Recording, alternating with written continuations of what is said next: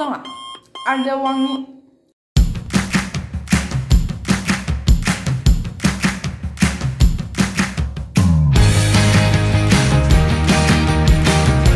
Guys, kali ini gue mau kenalin ke kalian bakmi yang umurnya lebih tua daripada kakek gue.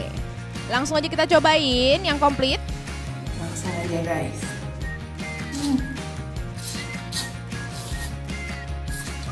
Mie-nya tuh tau gak? Ada wangi yang gak pernah gue rasain dalam hidup gue.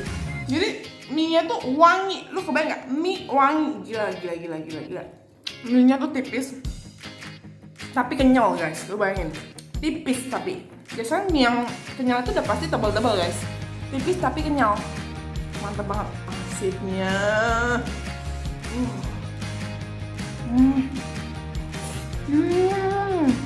Gila sini bener-bener dewa. Nih garingan guys. Tuh ada serpian ayam ya. Nih guys, serpian ayam yang disuir-suir. Gila, ini sejak 1933. Even gue belum lahir. Bokap gue juga belum lahir harusnya. Rasanya bisa seenak ini loh, gila. Pokoknya kalian harus cobain ini mie guys. Ini kesukaan gue banget. Jangan lupa like dan subscribe. Sampai jumpa di keluhan berikutnya.